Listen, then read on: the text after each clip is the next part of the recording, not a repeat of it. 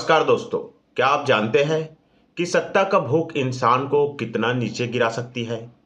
आज की कहानी एक ऐसे बादशाह की है जिसने एक सिंहासन पाने के लिए अपने भाइयों का खून बहाया, अपने पिता को जेल में सड़ा दिया और हजारों मासूमों को मौत का घाट उतार दिया। यह कहानी है मुगल इतिहास के सबसे क्रूर शासक औरंगजेब की। साल 1657 की बात है। मुगल सम्राट शाहजहां बीमार पड़ते हैं। शाहजहां के चार बेटे थे। पहला है दारा शिकोह, शुजा, मुराद और औरंगजेब। शाहजहां चाहते थे कि उनका सबसे बड़ा और पसंदीदा बेटा, जिसको शाहजहां पसंद करते थे, जिनका नाम था दारा, को गद्दी मिले। लेकिन औरंगजेब को यह मंजूर नहीं था। औरंगजेब सत्ता को प्राप्त करने के लिए अपने भाइयों को खत्म करने की साजिश रचना शुरू कर दी। दारा शिकोह सिर्फ एक राजकुमार ही नहीं थे, बल्कि एक विद्वान और सूफी विचारधारा के समर्थक थे। दारा शिकोह हिंदू मुस्लिम एकता के पक्षधर थे, यानी हिंदू मुस्लिम एकता को बढ़ावा देते थे। लेकिन औरंगजेब को उनकी यह सोच मंजूर नहीं था। उन्होंने दारा को काफिर घोषित कर दिया और 1659 में एक युद्ध में हराकर दारा शिकोह की हत्या करवा दी। औरंगजेब ने दारा की सिर्फ हत्या नहीं कराई, बल्कि औरंगजेब ने दारा के सिर को काटकर उन्होंने अपने पिता शाहजहां के पास इसे तोहफे में भिजवाया। सोचिए, एक बाप के लिए इससे बड़ा दुख नहीं हो सकता। और वह कैसे भाई रहा होगा, कैसे अत्याचारी भाई रहा होगा, जो अपने ही भाई का सर काट कर अपने ही पिता को तोहफा में भिजवा दे। औरंगजेब ने अपने बूढ़े पिता यानी शाहजहां को भी नहीं बख्शा। और शाहजहां को औरंगजेब ने आगरा के किले में नजरबंद कर दिया, मतलब कैद कर दिया। और शाहजहां ने अपने जीवन के आखिरी 8 साल इसी कैद में गुजारे। कहा तो ये भी जाता है कि शाहजहां छोटी सी एक खिड़की से ताजमहल को देखते रहते थे। यह वही ताजमहल था जिसे शाहजहां ने अपनी पत्नी मुमताज के याद में बनवाया था। सोचो, एक पिता का दर्द, जो 8 साल एक कैद की जिंदगी गुजारता था और खिड़की से अपनी पत्नी के कब्र को रोज देखता था। अब बारी थी दूसरे भाई शुजा की। शुजा बंगाल में एक सूबेदार था और शुजा ने औरंगजेब के खिलाफ मोर्चा खोला और उनके विरुद्ध एक लड़ाई लड़ी, जिसको खजवा की लड़ाई कहा जाता है। यह लड़ाई 1659 में लड़ी गई और जिसमें शुजा हार गया। हारने के बाद शुजा अपनी भाई से यानी औरंगजेब से अपनी जान बचाने के लिए म्यांमार की तरफ भागने की कोशिश की।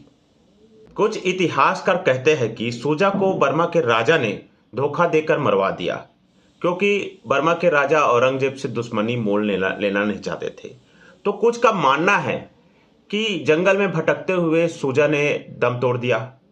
जो भी हो, औरंगजेब का एक और भाई उसके रास्ते से हट गया। अब सिर्फ औरंगजेब के रास्ते का रोड़ा था मुराद बख्श, जो औरंगजेब का भाई था।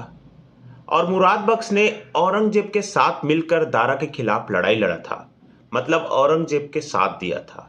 लेकिन सत्ता के लालच में औरंगजेब ने उसे भी धोखा दे दिया। वैसे भी कहा जाता है कि धोखेबाज का अंत धोखा से ही होता है।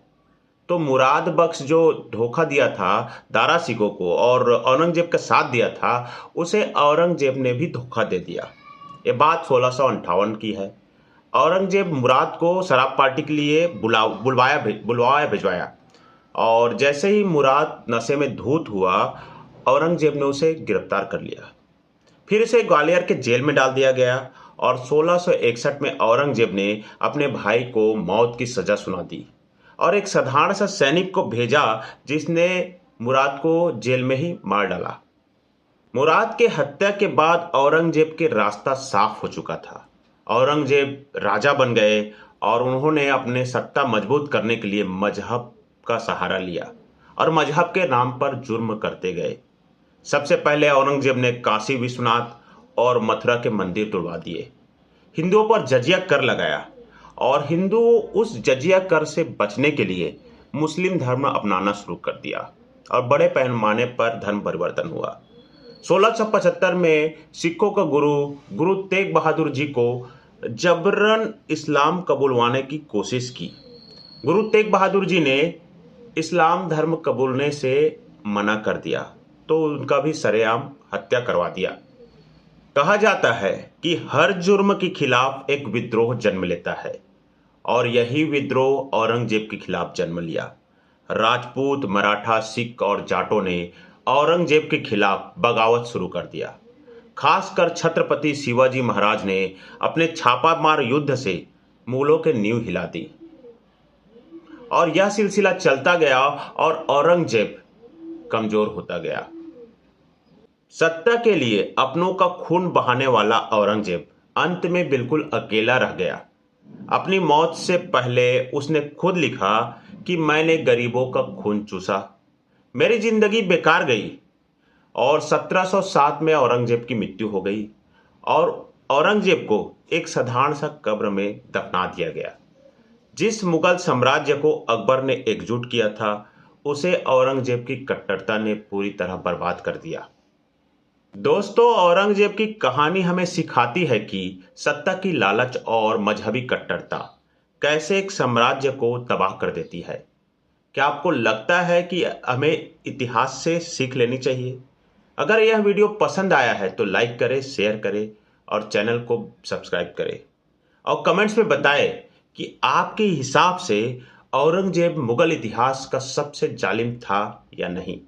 फिर मिलेंगे एक नई वीडियो में। जय हिंद, जय भारत।